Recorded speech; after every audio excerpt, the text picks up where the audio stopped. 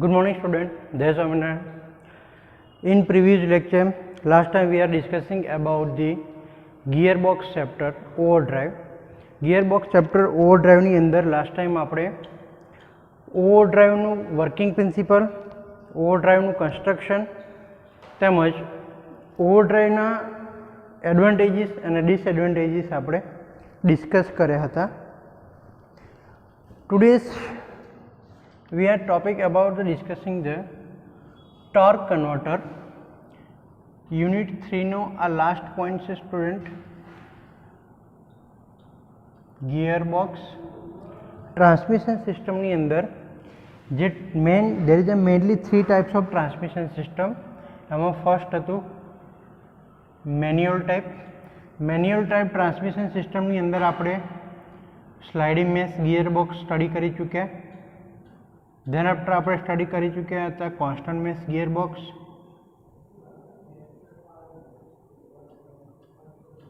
next synchronous gearbox આપણે જોયો. આ ત્રણ ટાઈપ્સ આપણે મેન્યુઅલ ટાઈપ ગિયરબોક્સની અંદર ડિસ્કસ કરી ચૂક્યા. then after આપણે જોયું સેમી ઓટોમેટિકની અંદર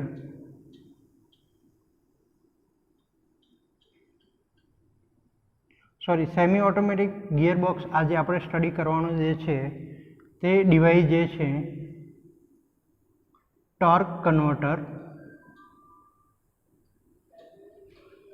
આજના ટોપિકમાં આપણે ડિસ્કશન કરીશું સેમી ઓટોમેટિક ટાઈપ ગિયરબોક્સ, જેની અંદર સ્ટુડન્ટ તમે જાણતા હશો કે અમુક અત્યારની જે લેટેસ્ટ ટેકનોલોજીવાળી જે વ્હીકલ્સ જે આવતા હોય છે, મોડર્ન વ્હીકલની અંદર ટ્રાન્સમિશન સિસ્ટમમાં સ્પેસિફિકેશનમાં લખેલું હોય છે મેન્યુઅલી અને ઓટોમેટિક, બે ઓપ્શન સ્ટુડન્ટ આપેલા હોય છે, જેની અંદર એક હોય છે મેન્યુઅલ અને second one is automatic. That's means કે તમે જે ગિયર ચેન્જ કરો છો તે તમારે મેન્યુઅલી બી તમે કરી શકો.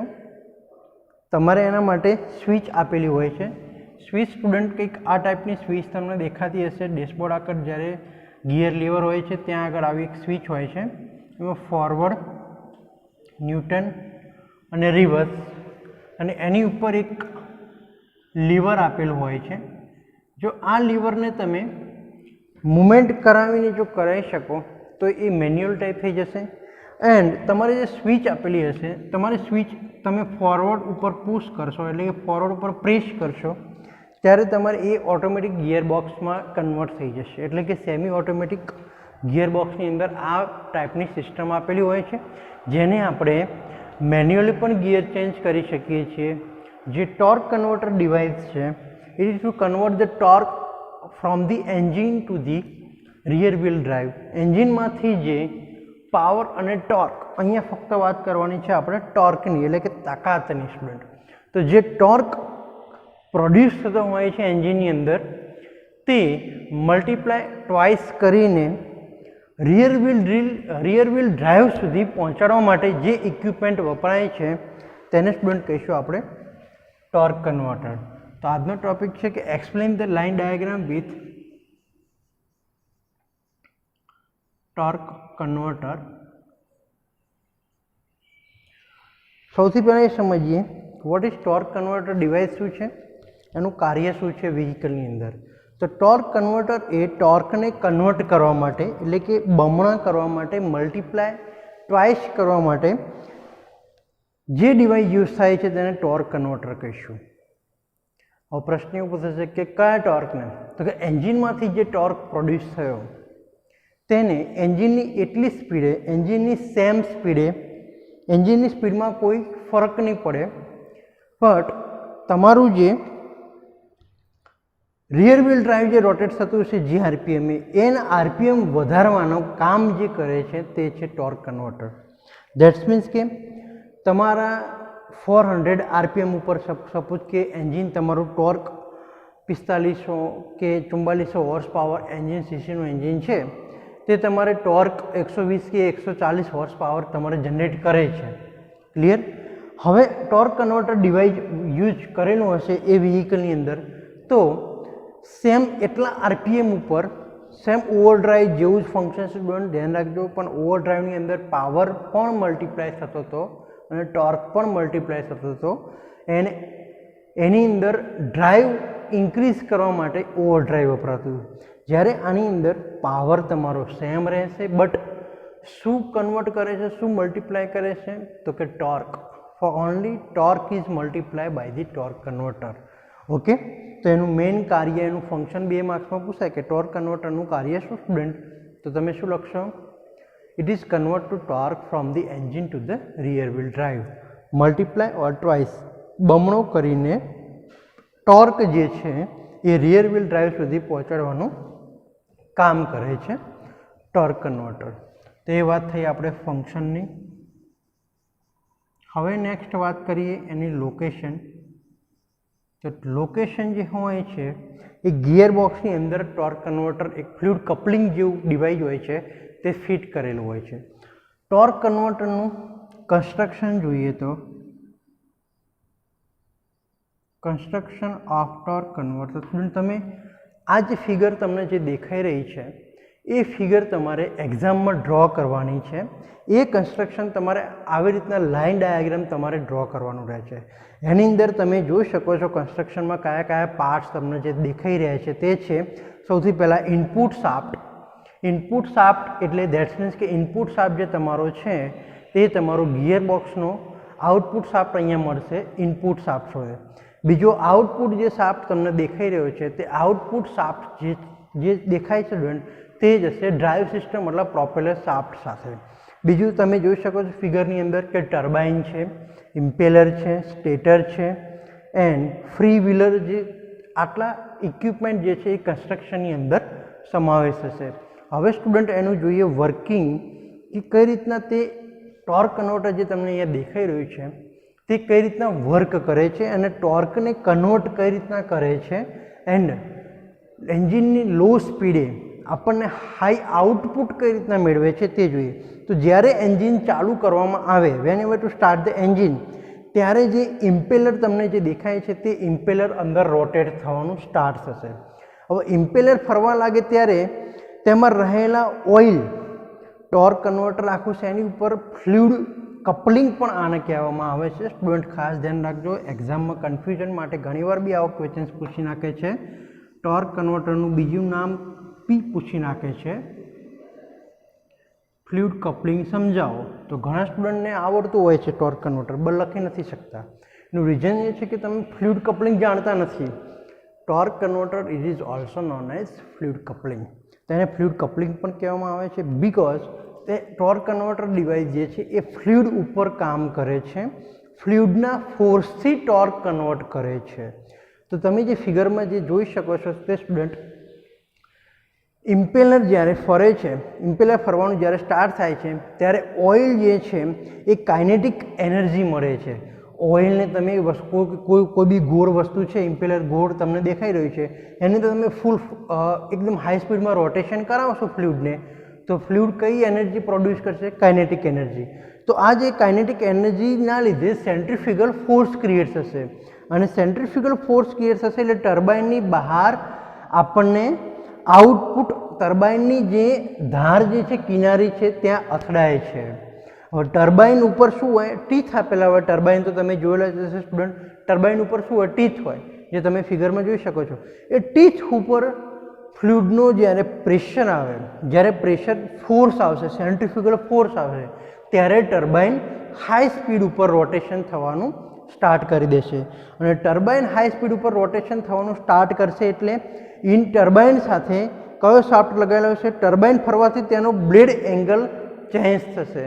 બ્લેડ એંગલ ચેન્જ થશે, ઓઇલ ફ્લોની દિશા ચેન્જ થશે અને ઇમ્પેલર પણ પાછું સ્ટાર્ટ થશે.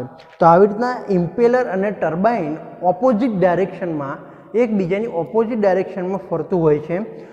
તેથી તેની ઉપર જે આઉટપુટ શાફ્ટ ટર્બાઇન સાથે લગાવેલો હોય છે એ આઉટપુટ શાફ્ટ ઉપર આપણને સેન્ટ્રીફ્યુગલ ફોર્સ દ્વારા મલ્ટીપ્લાઇડ ટોર્ક આપણને આઉટપુટ તરીકે મળતો હોય છે. તો આ આપણે વાત કરી સ્ટુડન્ટ વર્કિંગની, ટોર્ક કન્વર્ટરની સિમ્પલ વર્કિંગ તમારે એટલું યાદ રાખવાનું કન્સ્ટ્રક્શનની અંદર કે બે શાફ્ટ હોય છે, એક ઇનપુટ શાફ્ટ, બીજો આઉટપુટ શાફ્ટ, ઇમ્પેલર હોય છે, રોટર અને ટર્બાઇન હોય છે. ઇનપુટ શાફ્ટમાંથી ફ્લુઇડનું જે કનેક્શન જે જોવો છો તે ફ્લુઇડમાં તમારે દાખલ થશે. ફ્લુઇડ અંદર એન્ટર થાય એટલે સીધું ક્યાં જશે? ઇમ્પેલર ઉપર. એન્જિન સ્ટાર્ટ કરો એટલે ઇમ્પેલર ફરવાનું સ્ટાર્ટ થશે. ઇમ્પેલરને ડ્રાઈવ આપણે ક્રેન્કશાફ્ટ દ્વારા આપતા હોઈએ છીએ. ઇમ્પેલર જે સ્પીડે રોટેટ થશે એના લીધે ટર્બાઇનની જે બ્લેડ છે એની ઉપર ફ્લુઇડ કાઇનેટિક એનર્જીથી ફોર્સ પ્રોડ્યુસ કરશે અને એ ફોર્સ પ્રોડ્યુસ થશે તેને શું કહીશું આપણે? Centrifugal force. એ જે સેન્ટ્રીફ્યુગલ ફોર્સ ક્રિએટ થાય એના લીધે ટર્બાઇન પણ એનો એંગલ ચેન્જ કરીને રોટેટ થવા મળશે.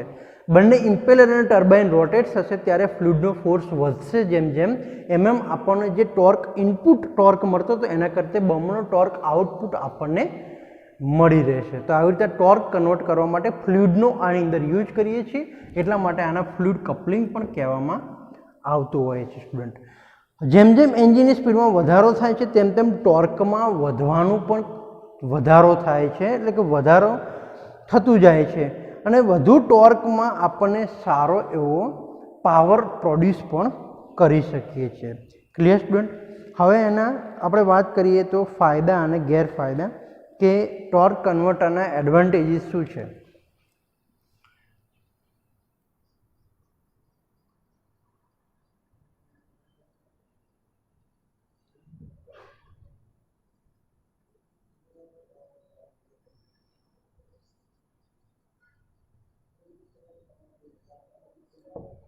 ટોર્ક કન્વર્ટરના એડવાન્ટેજીસ જોઈએ, ડિસ્કસ કરીએ તો એન્જિનના ટોર્કને કેટલો ઇન્ક્રીઝ કરે છે સ્ટુડન્ટ?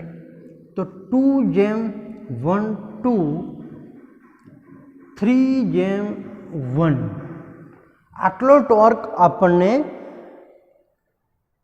ઇન્ક્રીઝ કરીને ટોર્ક કન્વર્ટ કરીને આપણને આપે છે આઉટપુટની અંદર.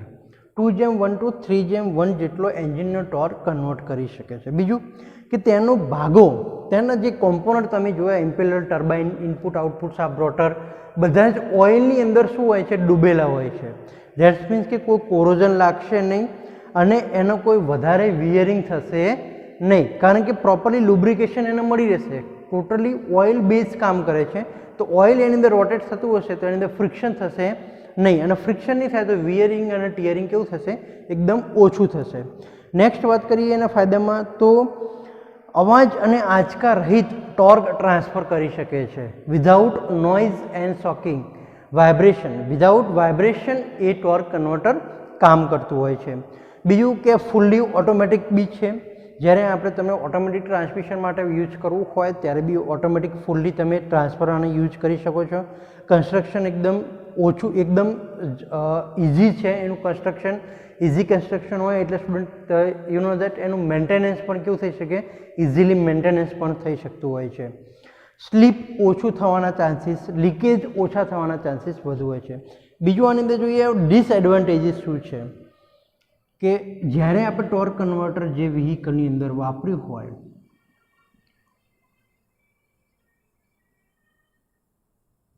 એ વ્હીકલમાં આપણે ધ્યાન શું રાખવું પડે? પ્રિક્યુએશન્સ શું રાખવી પડશે?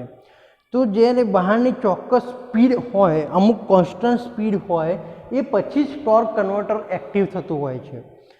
સમજી લો કે તમારે 10-20ની સ્પીડ ઉપર નોર્મલ વ્હીકલ લઈને જવું છે ઓન ધ રોડ ઉપર, તો 10-20-30ની સ્પીડ ઉપર ટોર્ક કન્વર્ટર તમારું કામ કરશે નહીં. જેમ જેમ એન્જિનની સ્પીડ વધશે, 60-70ની સ્પીડ થશે ત્યારબાદ જ ટોર્ક કન્વર્ટર તમારું એક્ટિવ થશે.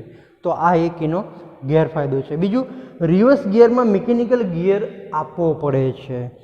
આ ટોર્ક કન્વર્ટર ફક્ત મેં તમને વાત કરી ફોરવર્ડ, ન્યુટ્રલ અને રિવર્સ, તો ફોરવર્ડ સ્પીડ માટે જ ટોર્ક કન્વર્ટર યુઝ થાય છે.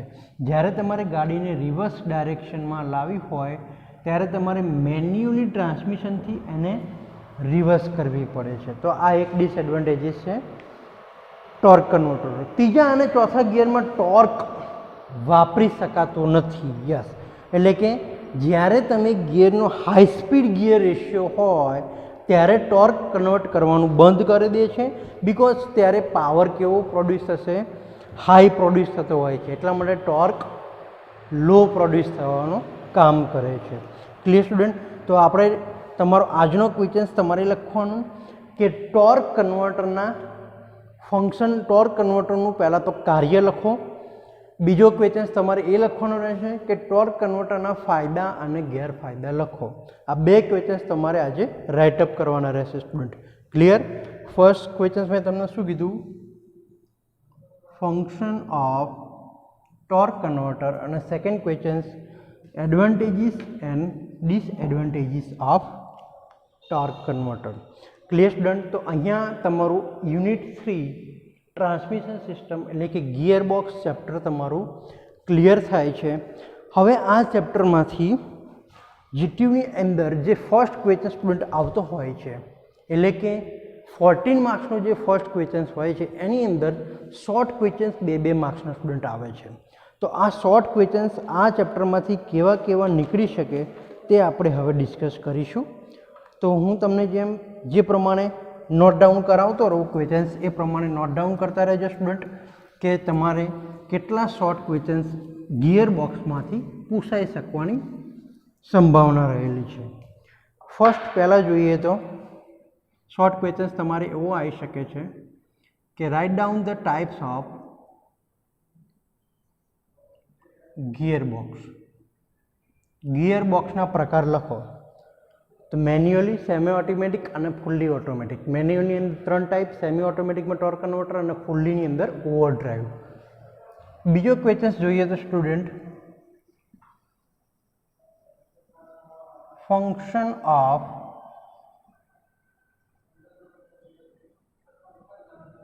Gear box.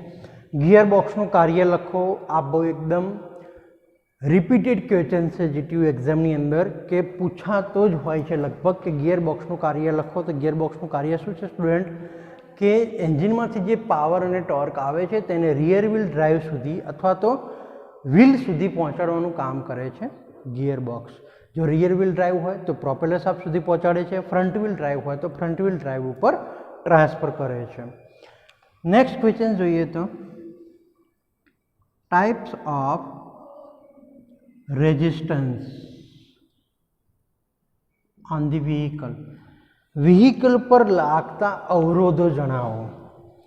Clear student? તો એની અંદર there is a mainly 3 resistance are occur on the automobile vehicle whenever running on the road condition. Road ઉપર તમારે જ્યારે વ્હીકલ રન થતું હોય છે ત્યારે મેનલી 3 ટાઈપના રેઝિસ્ટન્સ તમારા વ્હીકલ ઉપર લાગતા હોય છે. First air resistance, second gradient resistance and third one is rolling resistance. Clear? હવે નેક્સ્ટ વાત કરીએ તો વોટ ઇઝ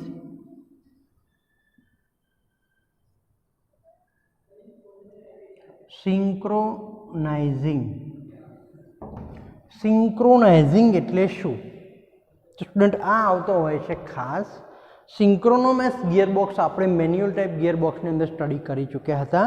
એની અંદર આપણે એનો લાઇન ડાયાગ્રામ, એનો 3D એનિમેશન વિડીયો સાથે મેં તમને બતાવ્યું હતું. એની અંદર જે ગિયર એકબીજા મેચ થતા હોય છે, મેઇન શાફ્ટ અને લેસ શાફ્ટના ગિયરો જે મેચ થાય છે. તો બીજા બધા ગિયરબોક્સમાં કેવું હોય છે કે ડોગ ક્લચ, કોન્સ્ટન્ટ મેચમાં ડોગ ક્લચ હતું, સ્લાઇડની અંદર સ્લાઇડિંગ કરીને આપણે ગિયર મેચ કરીએ. જ્યારે સિંક્રોનોમસ ગિયરબોક્સની અંદર પહેલાં ગિયરને સિંક્રોનાઇઝ કરવામાં આવે છે, એટલે કે બંને મેઇન શાફ્ટ અને લેસ શાફ્ટના ગિયરોની સ્પીડ સરખી કરવામાં આવે છે. સ્પીડ બંનેની સરખી થઈ જાય ત્યારબાદ ગિયર એટેચ કરાવવામાં આવે છે. તો આ જે પ્રોસેસ છે તેને શું કહીશું આપણે? સિંક્રોનાઇઝિંગ. Clear student? નેક્સ્ટ વાત કરીએ types of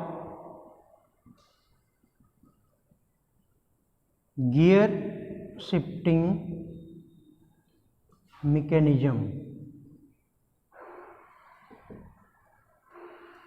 gear shifting mechanism આપણે 3 ટાઈપની ગિયર શિફ્ટિંગ મિકેનિઝમ જોઈ હતી. બોલ ટાઈપ, પછી બીજી કઈ હતી સ્લાઇડિંગ પ્રકારનું ટાઈપ, અને ત્રીજું steering column type gear shifting mechanism. તો આ બી એક શોર્ટ ક્વેશ્ચન્સની અંદર ઘણીવાર પૂછાયેલો ગયેલો છે સ્ટુડન્ટ, કે ગિયર શિફ્ટિંગ મિકેનિઝમના પ્રકાર જણાવો. નેક્સ્ટ આપણે ક્વેશ્ચન્સ કાલે જે સ્ટડી કરી ચૂક્યા હતા એ ઓવરડ્રાઈવ. ઓવરડ્રાઈવનું ફંક્શન સ્ટુડન્ટ ઘણીવાર 2 માર્ક્સની અંદર વધારે પૂછાતું હોય છે. Functions of ઓવરડ્રાઈવ. ઓવરડ્રાઈવનું કાર્ય લખો. તો એનું ફંક્શન શું થશે સ્ટુડન્ટ?